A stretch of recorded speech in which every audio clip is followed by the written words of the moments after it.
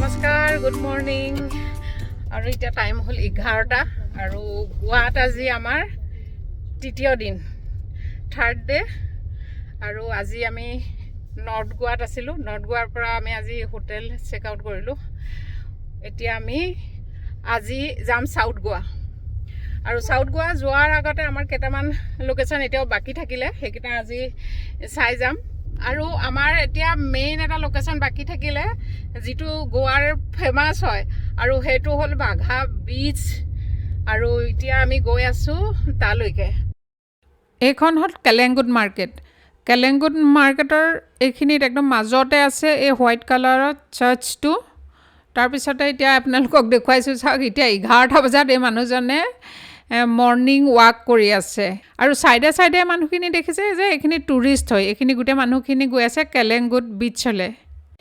আমি আছিলোঁ কেণ্ডলিম বীচৰ ওচৰত, আৰু কেণ্ডলিম বীচৰ পৰা বাঘা বীচলৈ হ'ল 6 কিলোমিটাৰ।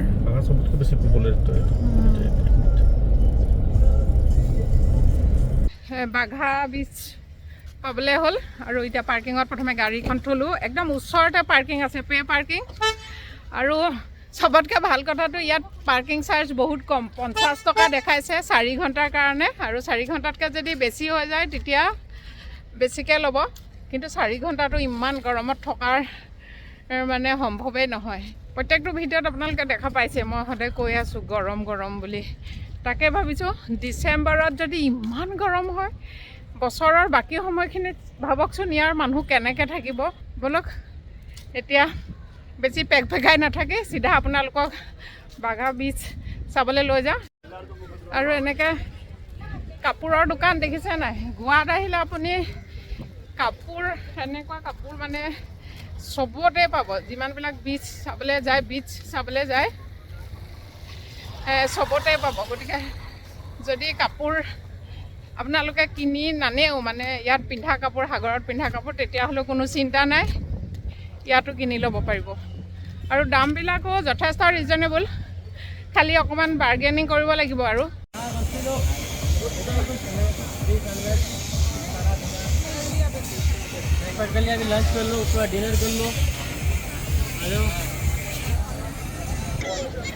বেছি খোজকাঢ়িব লগা হোৱা নাই। পাৰ্কিঙৰ পৰা ধৰক খুব বেছি 5 মিনিটৰ ৰাস্তা, আৰু 5 মিনিট খোজকাঢ়িলে আপুনি বাঘা বীচ পাই যাবহি। বাঘাত যদি কিমান মানুহ আছে আপোনালোকক দেখুৱাওঁ।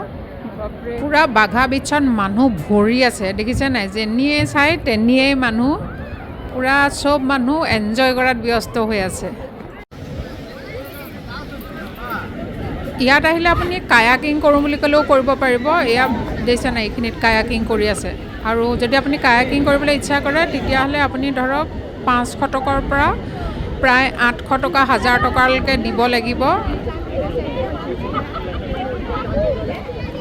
এই যে লাইন লাইনকৈ চকীবিলাক লগাই থৈছে, এইবিলাকত আৰামত বহি আপুনি যদি ভিউ এনজয় কৰোঁ বুলি ভাবে, তেতিয়াহ'লে আপুনি পে' কৰিব লাগিব 200 টকা।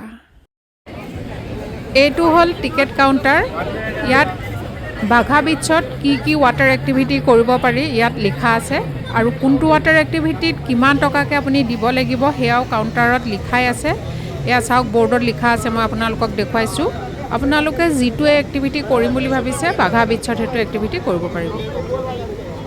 টিকেট কাটি ব'টত বছ বহি গ'লেই হ'ল। আৰু এয়া দেখিছেনে, ব'ট ৰেডি হৈ আছে।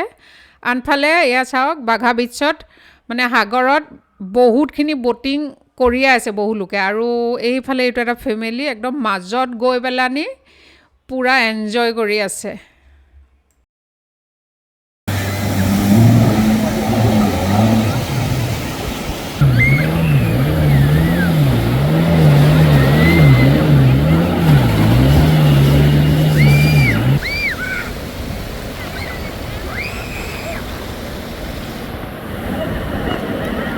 আৰু এইফালে চাওক, এইকেইটা মানুহে মানে বাচ্ছা আছে আৰু এজন ডাঙৰ মানুহ আছে। এইকেইটাতো একদম বেলেগ এনজয় কৰিছে, বালিত একদম শুই মেলি বালি খেলি কেনেকুৱা কৰি আছে চাওক।